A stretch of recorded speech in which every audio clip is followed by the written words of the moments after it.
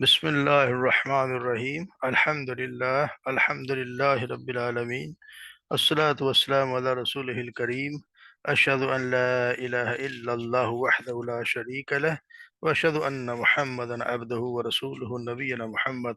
صلى الله عليه وسلم. رب اشرح لي صدري ويسر لي أمري واحلل عقدة من لساني يفقهوا قولي. ربنا زدنا علما، ربنا زدنا علما، ربنا زدنا علما. اللهم فقهنا في الدين، اللهم فقهنا في الدين. السلام علیکم ورحمۃ اللہ وبرکاتہ۔ امید ہے سب لوگ خیریت سے ہوں گے۔ اللہ تبارک و تعالی ہمارے بات قبول فرمائے، ہماری نجات کا ذریعہ بنا دے۔ تو آج نئی صورت کا آغاز کرتے ہیں۔ بہت ہی اہم صورت ہے جس میں بہت سارے مسائل ہیں اور ان کا حل ہے۔ اعوذ باللہ من الشیطان الرجیم، بسم اللہ الرحمن الرحیم۔ سورة أنزلناها وفرضناها وأنزلنا فيها آيات بينات لعلكم تذكرون. الزانية والزاني فاجلدوا كل واحد منهما 100 جلدة ولا تأخذكم بهما رأفة في دين الله إن كنتم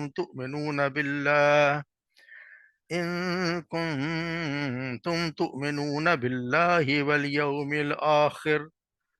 وليشهد عذابهما طائفة من المؤمنين. الزاني لا ينكح إلا زانية أو مشركة، والزانية لا ينكحها إلا زان أو مشرك، وحرم ذلك على المؤمنين.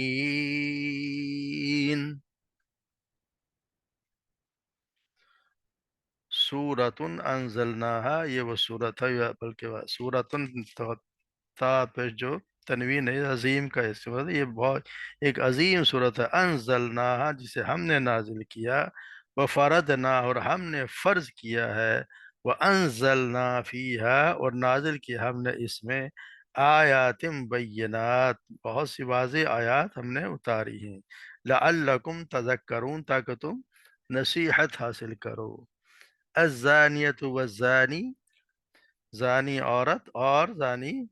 اور بدکاری یعنی کرنے والی عورت اور بدکار کرنے والا مرد، فجلدو کل واحد منہما،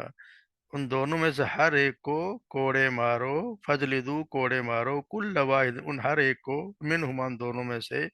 100 جلدہ 100 کوڑے، ولا تأخذکم بہما، اور نہ پکڑے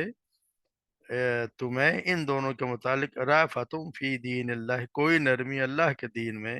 ان کن تؤمنون، اگر تم او ہو تم، تؤمنون باللہ، ایمان رکھنے والے اللہ پر، والیوم، اور آخرت کے دن پر، ولیشہد، اور چاہیے کہ موجود ہوں، عذابہما، ان دونوں کے عذاب کے وقت، طائفۃ من ایک گروہ مومنوں میں سے، یعنی کچھ لوگ وہاں پہ ضرور موجود ہوں۔ الزانی لا ینکح الا زانیہ، اور زانی مرد یا بدکار مرد نہیں نکاح کرتا، یا اس کے دوسرا نہیں زنا کرتا،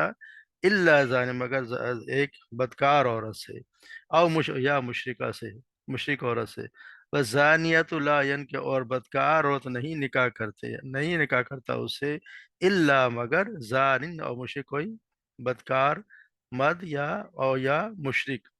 وحرم ذالک، اور یہ حرام کر دی گئی ہے، علی المؤمنین، مومنوں پر یہ چیز حرام کر دی گئی ہے۔ تو جیسے ہم نے شروع میں بات کی کہ یہ بہت ہی اہم صورت ہے، اور اس کا مکہ میں یہ نازل ہوئی، اور یہ غزوہ احد کے بعد جب سورہ احزاب نازل، اس کے بعد یہ غزوہ ایک ہوا تھا بنی مستلق، اس کے بعد یہ نازل، اس میں بہت ساری، اس میں اصل جو ہے وہ سیدہ عائشہ صدیقہ پہ جو تہمت افک کا جو بہتان لگایا گیا، اس کے بعد یہ نازل، اس سے بہت زیادہ ہے۔ تو اس کا پس منظر ہمیں سمجھ لینا بہت ہی ضروری ہے،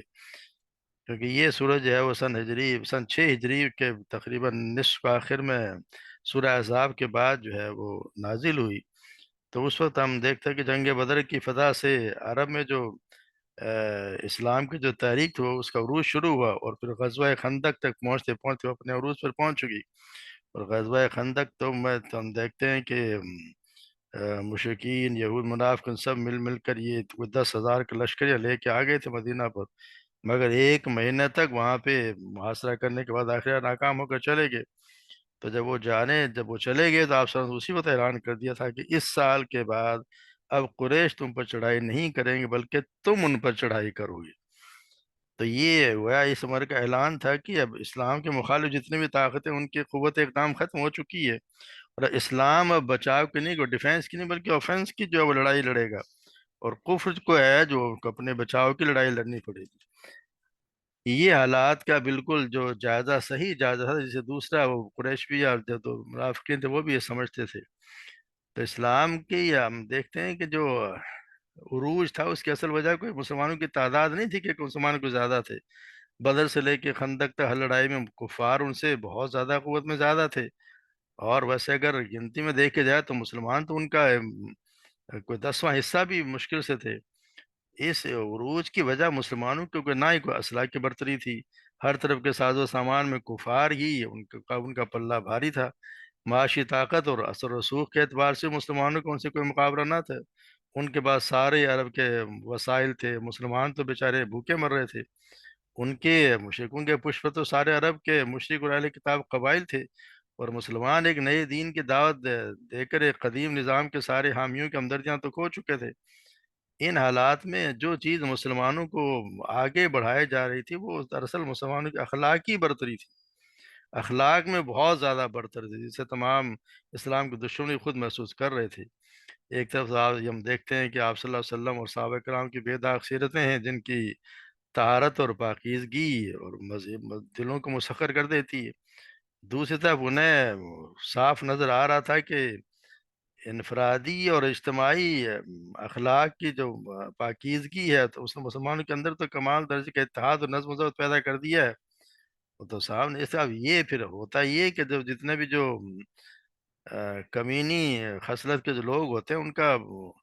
یہی ہوتا ہے کہ دوسرے کی خوبیاں اور اپنی کمزوریاں اس صریح طور پر دیکھ تو لیتے ہیں، تو یہ بھی جان لیتے ہیں کہ ان کی خوبیاں اسے بڑھا رہی ہیں اور ان کی کمزوریاں انہیں گرا رہی ہیں، مگر انہیں یہ نہیں ہوتا کہ اپنی کمزوریاں دور کریں، ان کی خوبیاں ان سے کوئی سبق حاصل کریں، بلکہ وہ اس فکر میں لگ جاتے ہیں کہ جس طرح بھی ہو سکے ان کے اندر بھی یہی کمزوریاں یا برائیاں پیدا کر دیں جو ہم میں ہیں،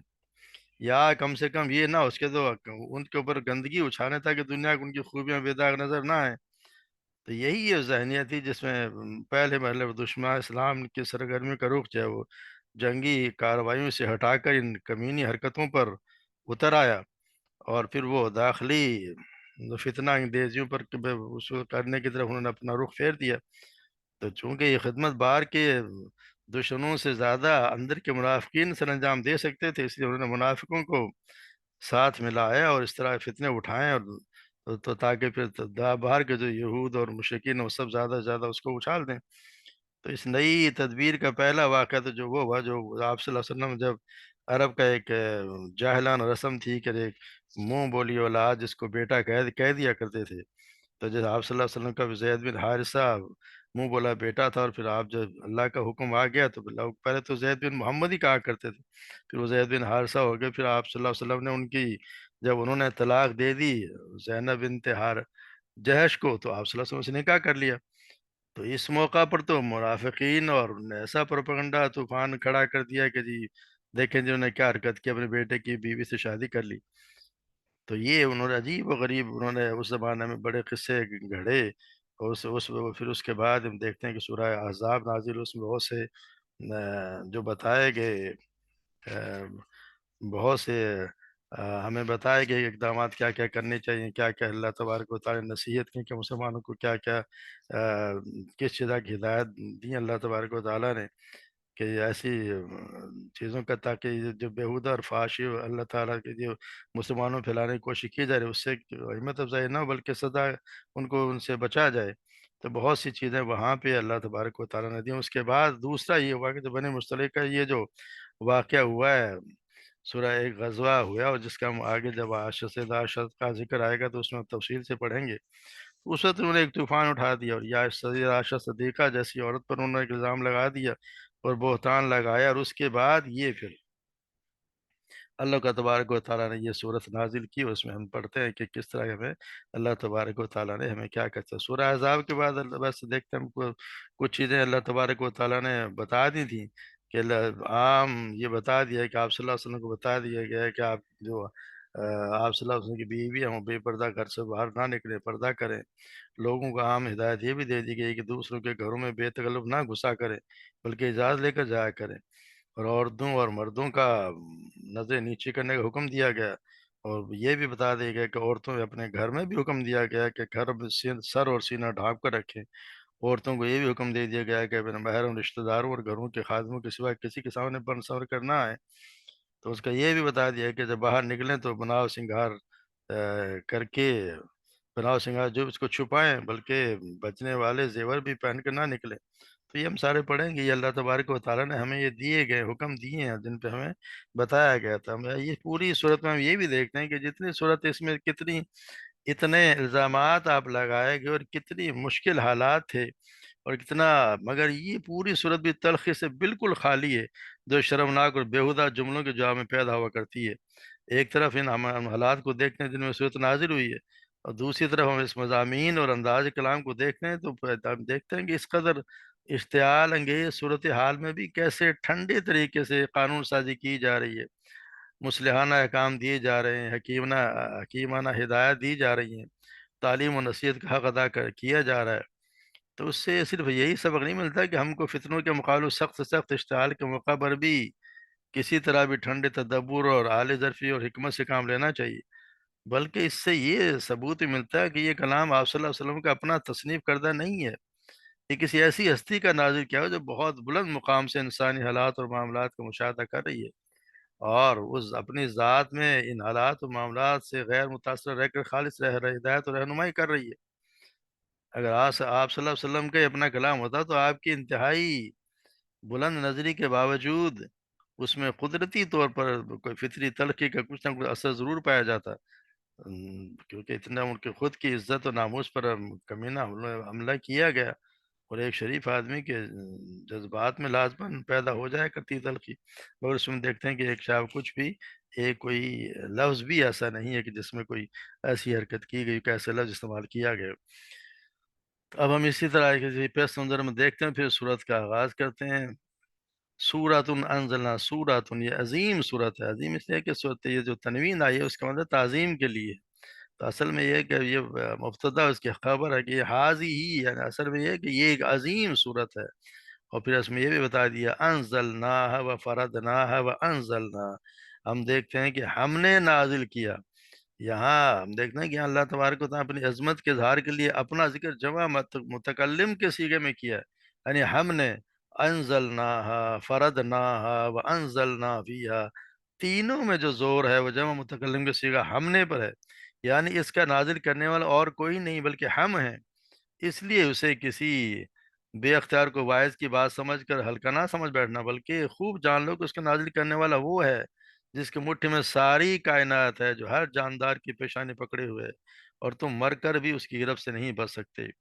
یا پھر انزلنا، یعنی ہم نے نازل کیا ہے، تو اللہ تبارک و تعالیٰ کہہ رہے ہیں ہم نے نازل کیا ہے۔ پھر وہ فرضنا ہے، یعنی اس صورت میں جو احکام دیے گئے وہ کوئی محض سفارشات نہیں ہیں کہ جو چیز چاہے تو مانو ورنہ جو چیز میں آئے جو جی میں آئے کرتے رہو، بلکہ قطعی احکام ہے جن پر عمل کرنا ہم نے تم پر تمہارے بعد آنے والوں پر فرض کر دیا ہے۔ یا سوچنا چاہیے کہ کیا صورت کتنی، اس کا نا ابن کثیر سے کہتے ہیں کہ انزلنا و فرضنا سے صورت کی عظمت اور اہمیت بیان کرنا مقصود ہے، یہ مقصد نہیں ہے کہ دوسری صورتوں کی شان نہیں ہے، سبھی ہیں، سبھی اللہ ہی نے نازل کی ہیں، مگر یہاں خاص طور پر کہا گیا ہے کہ ہم نے نازل کیا، اور جس میں احکامات ہیں ہر حال میں، ہر ہی کہ اللہ کے جو احکام پر تو ہر حال میں ہر صورت میں عمل کرنا چاہیے، مگر یہاں بہت زیادہ زور دیا گیا کہ فرض کی گئی ہیں، تاکہ ان پر ہم پر ہر حال میں ان پر عمل کرنا ضروری ہے، لعلکم تذکرون، اور تاکہ ہم، اور پھر وانزلنا فیہا آیات بینات، یعنی صورت میں ہم نے جو احکامات اور وسائل بیان کیے ہیں، جو مسئلے بھی بیان ہوئے ہیں، ان میں کوئی پیچیدگی یا ابہام نہیں ہے، صاف اور واضح ہدایات ہیں جن کے متعلق ہم کوئی بھی عذر یہ پیش نہیں کیا جا سکتا کہ فلاں بات ہمارے سمجھ میں نہیں آئی تو ہم اس کو عمل کیسے کرتے۔ تو اس لیے ایسا نہیں ہوتا کہ اس صورت میں جو ہے وہ اتنی تمہید باندھی کر پھر اس پر تمہید کے صورت میں احکامات کی اہمیت جو ہے بہت واضح ہو جاتی ہے۔ تو اس کے بعد جو ہے اللہ تبارک و تعالیٰ احکامات اللہ علکم تذکرون، یعنی کہ تاکہ تم نصیحت حاصل کرو۔ جو بھی احکامات دیے جاتے ہیں ان کا اصل مقصد تو ہوتا ہے کہ اسے نصیحت حاصل کی جائے، یہ نہیں کہ جو سنی اور پھر بس ٹھیک ہے جو سن لیے۔ اصل میں تو یہ سارے احکامات نصیحت کے لیے ہوتے ہیں کہ اللہ تبارک و تعالیٰ جو احکامات دیے ہیں آیت قرآنیہ سے اصل نصیحت حاصل کیا جائے۔ اگر کوئی شخص آیت ربانیہ کو پڑھتا ہے تو ہے لیکن اس کی نصیحت حاصل نہیں کرتا تو پھر نزول قرآن کے مقصد کو تو پورا نہیں کرتا۔ محض الفاظ کو دہرانے سے تو کوئی بھی خاص فائدہ نہیں ہوتا جب تک کہ ان الفاظ کو سمجھ کو عمل نہ کیا جائے۔ جیسا کہ نا اللہ تبارک و تعالیٰ نے سورہ بقرہ الذین آتیناہم الکتاب یتلونہ حق تلاوتی، وہ لوگ جن ہم نے کتاب دی اسے پڑھتے ہیں جیسے اسے پڑھنے کا حق ہے۔ اولئک یؤمنون بھی، یہ وہ لوگ جو لوگ اس پر ایمان رکھتے ہیں۔ ومن یکفر بھی فاولئک هم الخاسرون، اور جو کوئی اس کے ساتھ کفر کرے تو وہی لوگ خسارہ اٹھانے والے ہیں۔ یعنی یہ ضروری ہے کہ اس پہ پھر نصیحت یعنی پر عمل کیا جائے، اس کو سمجھا جائے، اس پر عمل بھی کیا جائے۔ پھر یہاں پہ احکامات اللہ تبارک و تعالیٰ نے شروع کیے ہیں۔ وَالزَّانِي فَاجْلِدُوا كُلَّ وَاحِدٍ مِّنْهُمَا، یعنی بدکار عورت اور بدکار مرد دونوں کو کوڑے مارو، ہر ایک کو ان دونوں میں سے 100 کوڑے، ان کے دونوں میں سے 100 کوڑے مارو۔ تو یہ ہم پڑھا ہے کہ سورہ نساء کی آیات جیسے 15-16 میں اللہ تبارک و تعالیٰ نے بدکاری کرنے والی عورتوں کے متعلق 4 مردوں کی گواہی کے بعد انہیں گھروں میں بند رکھنے کا حکم دیا تھا یہاں تک کہ انہیں موت اٹھا لے جائے یا اللہ تبارک و تعالیٰ ان کے لیے کوئی سبیل پیدا کر دے۔ اس طرح بدکاری کا ارتکاب کرنے والے مرد اور عورت کو توبہ کرنے تک ایذا اور تکلیف دینے کا حکم دیا تھا۔ تو یہاں سورہ نور کی جو آیت ہے اس میں اللہ تبارک و تعالیٰ نے کنوارے مرد اور کنواری عورت کی سزا یہ بیان فرمائی ہے۔ جیسا کہ عبادہ بن صامت سے روایت کا آپ صلی اللہ علیہ وسلم نے فرمایا کہ مجھ سے دین کے احکام لے لو، مجھ سے دین کے احکام لے لو۔ اللہ تعالیٰ نے ان عورتوں کے لیے سبیل پیدا فرما دی ہے، کنوارا کنواری کے ساتھ بدکاری کرے تو ان کے لیے 100 کوڑے اور 1 سال کی جلا وطنی ہے، اور شادی شدہ کے ساتھ بدکاری کرے تو اس کے لیے 100 کوڑے اور سنگسار ہے۔ تو اس آیت سے وہ جو پہلے والے سے سورہ نساء کی آیت ہے اس کا حکم منسوخ ہو گیا۔ تو یہاں یہ جو الزانی سے مراد یہاں دیا گیا ہے کہ جو زنا کرنے والے ہو تو زنا کرنے والے مرد ہے۔ تو یہ بتایا گیا ہے کہ یہاں ان دونوں کے جو اگر غیر شادی شدہ ہیں اگر وہ کنوارے ہیں تو پھر ان کا یہی ہے کہ ان کو 100 کوڑے دونوں کو مارے جائیں، یہ کنوارے کے لیے ہے۔ اور پھر اگر کوئی شادی شدہ ہے تو پھر ان کو سنسار کرنے کا حکم ہے، جیسے کہ آپ صلی اللہ علیہ وسلم نے سنسار کرایا، ان کو کرایا بھی ہے۔ یہ کہتے کہ جو رجم ہے وہ قرآن میں نہیں ہے، تو قرآن میں بھی کسی آیت والی بھی ایک آیت تھی جو سیدنا وہ کہتے ہیں کہ ہم پڑھا کرتے تھے، بعد میں وہ آیت تو خیر منسوخ ہو گئے، حکم باقی رہا۔ اور ویسے بھی آپ صلی اللہ علیہ وسلم کے زمانے میں رجم آپ صلی اللہ علیہ وسلم نے خود کروائے اپنے، یعنی سزا دی گئی ہے۔ اور بعد میں بھی صحابہ کرام اور خلفۂ راشدین کے زمانے میں بھی جو شادی شدہ عورت و مرد ان کو رجم ہی کیا جاتا تھا۔ تو یہ یہاں پہ بتایا گیا ہے کہ ان کے لیے یہ سزا ہے، دونوں کے لیے اللہ تعالیٰ نے خاص سزا دے دی۔ اور پھر یہ بھی بتا دیا ہے کہ ان کے معاملے میں وَلَا تَأْخُذُكُمْ بِهَا رَأْفَةٌ، کہ ان کے معاملے میں کوئی نرمی نہ آئے، تمہارے دل میں کوئی خیال نہ آئے۔ خیر نرمی سے یہ کوئی نہیں کہ دل میں خیال انسان کو ہوتا تو ہے نا کہ دل میں کوئی اگر اس کو رحم آئے تو اس سے منع نہیں کیا، تو کہ قدرتی بات ہے۔ اصل میں مراد یہ کہ یہ ان کے کوئی اس میں نرمی نہ کی جائے، لیکن آپ یہ کہیں کہ اس میں حدود کو یعنی اللہ کا احترام جو اللہ نے حدود قائم کی اس میں آپ سزا نہ دیں، یا اس میں کسی کو تھوڑی سزا دیں یا ٹال دی جائے، تو ایسا ہونا نہیں چاہیے۔ اس کی بہترین مثال یہ نہیں ہے کہ اللہ تبارک و تعالیٰ نے کہتے ہیں آپ صلی اللہ علیہ وسلم نے خود دی ہے کہ اس کی بہترین مثال کہتے ہیں کہ سیدہ عائشہ سے روایت ہے کہ قریش کو مخزومی عورت کے معاملے میں، ایک مخزومی عورت تھی اس نے کوئی چوری کی، اس کے معاملے میں فکر میں ڈال دیا جس نے چوری کی تھی، تو کہنے لگے کہ آپ صلی اللہ علیہ وسلم سے اس تعلق کون بات کرے گا؟ تو آپ صلی اللہ علیہ وسلم کے پیارے اسامہ بن زید یعنی وہ بہت آپ وسلم بہت زیادہ پیارے تھے، ان کو کہا گیا کہ کہا یعنی کہ ان کے سوا کوئی کس کی ضرورت ہے کہ وہ سفارش کرے. تو پھر جب انہوں نے سفارش کی تو آپ صلی اللہ علیہ وسلم نے فرمایا کیا تم اللہ کی حدود میں ایک حد سے متعلق سفارش کر رہے ہو؟ پھر آپ صلی اللہ علیہ وسلم اٹھے اور خطبہ دیا اور فرمایا لوگوں تم سے پہلے لوگ اس لیے گمراہ ہو گئے کہ جب اونچا آدمی چوری کرتا تو اسے چھوڑ دیتے، اور جب کمزور آدمی چوری کرتا تو اس پر حد قائم کر دیتے. اللہ کی قسم اگر فاطمہ بنت محمد بھی چوری کرتی تو یقیناً محمد اس کا ہاتھ بھی کاٹ دیتا. یعنی اگر میری بیٹی بھی چوری کرتی تو میں بھی اس کا ہاتھ کاٹ دیتا. تو یہ ہے، یہ نہیں کہ جی آپ اس میں آپ کی کوئی نرمی کا مظاہرہ کریں. ہاں نہ، یہ ہے کہ جب اس کو سزا دی جاتی ہے تو اس پہ جو رحم آ جائے وہ قدرتی بات ہے کہ رحم آئی جاتا ہے. جیسے شخص نے آپ صلی اللہ علیہ وسلم سے آ کے کہا کہ یا رسول اللہ میں بکری کو جب ذبح کرتا ہوں تو میں اس کے ساتھ رحم والا معاملہ کرتا ہوں، تو اللہ تعالیٰ آپ نے فرمایا کہ تیرے ساتھ بھی رحم والا معاملہ کیا جائے گا. تو مگر یہ نہیں کہ جی آپ اس کو اصل میں یہاں بتایا گیا کہ اس میں یہ نہیں کہ آپ اس کو عمل نہ کریں، اس کو سزا ہی نہ دیں، یا سزا دیں تو کم دے دیں. تو ایسا نہیں ہے، کیوں یہ تو ہے ہر حال میں آپ نے اس کو سزا دینی ہے. یہ حکمرانوں کا یہ فرض ہے کہ اس قرآن کی آیات کے مطابق آپ صلی اللہ علیہ وسلم کی سنت کے مطابق اس کو سزا دی جائے. الزانیت، پھر بتایا والزانیت وزلت ان کنتم تؤمنون باللہ، اگر تم ایمان رکھتے اللہ پر اور یوم آخرت پر. ولیشہد عذابہما طائفۃ من، اور یہ کہ ان میں پھر یہ تم میں سے ایک گروہ پھر موجود بھی ہو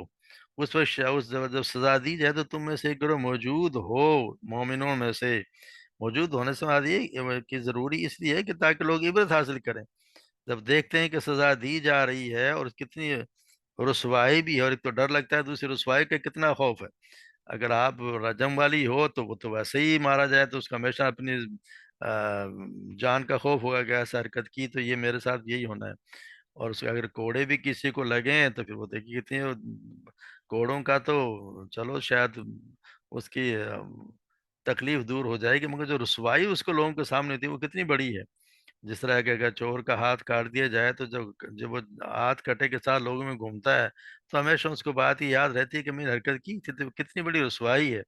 تو یہاں اس لیے بتایا گیا ہے کہ یہاں پر ایک ایک تم میں سے کچھ لوگوں کا ایک گروہ ضرور ہونا چاہیے اس وقت موجود. پھر یہ آگے بتایا الزانی لا ینکح الا زانیۃ مشرکہ وزانیۃ لا، کہ زانی مرد کسی زانی مرد نکاح نہیں کرے گا کسی زانی عورت سے. یہاں اس سے بلاد یہاں دو چیزیں لی گئی ہیں. بعض مفسرین نے تو یہ کہا کہ یہاں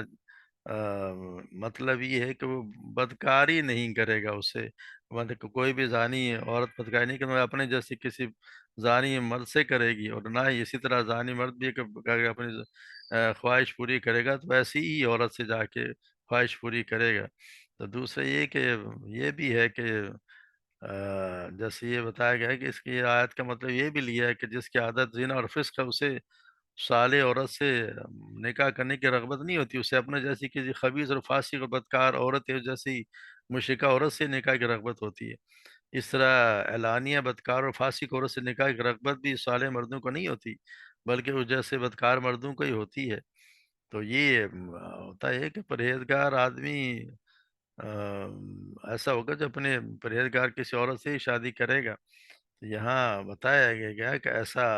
اکثر وہی ہوتا ہے کہ پھر ان سے منع ہے، کہ جیسے کچھ لوگوں نے مانگی تھی اجازت آپ صلی اللہ علیہ وسلم نے کہ ہم اس سے فلاں عورت سے نکاح کر لیں، تو آپ نے منع فرما دیا کہ اس سے نکاح نہیں کیا جائے گا، کیونکہ یا تو وہ زانیوں کے مشرک کا یہاں اس لیے کہتا ہے مشرک میں بھی عورت کا بھی مشرک اور زانیہ تقریباً ایک جیسی ہی ہوتی ہیں. مشرک بھی کا بھی حال یہ ہوتا ہے کہ وہ اللہ کو چھوڑ کے دوسروں کے آگے سر جھکا دیتا ہے. اسی طرح وہ زانی بھی اپنی بیوی کو یا اپنے شوہر کو چھوڑ کے اور جا کے دوسروں کی جگہ منہ مارتا ہے، تو یہی حالت ان کی ہوتی ہے. ان کو ایک طرح ان کی مشترکہ یہ بتا دیے گا کہ شرک کرنے والے اور اس طرح کی حرکتیں کرنے والے دونوں تقریباً ایک جیسے ہی ہیں، تو اس سے نکاح کرنے سے منع کر دیا گیا ہے. حرم ذالک علی المؤمنین، اور یہ ان لوگوں کے لیے مومنین پر یہ منع کر دیا، ان پہ حرام قرار دے دی گئی کہ اس سے نکاح نہ کیا جائے. تو یہ اللہ تبارک و تعالی ہمیں ان کو سمجھنے کی اور ان کے عمل کرنے کی توفیق عطا فرمائے، اور ہمیں ان बुरी आदत से बचाएं जो इनमें आ रहे हैं। तो ये बहुत ही अजीम सूरत है, इसको बहुत ही गौर से हमने समझना है। इसमें जो अहकामात आएंगे उन पर पूरी पूरी कोशिश करनी चाहिए कि हम उन पे अमल भी करें, और जो समझें उस पर अमल भी किया जाए। अल्लाह तबारक व तआला हमें सही समझ अता फरमाए, उस अमल करने की तौफीक अता फरमाए। वमा अलैना इल्लल बलाग।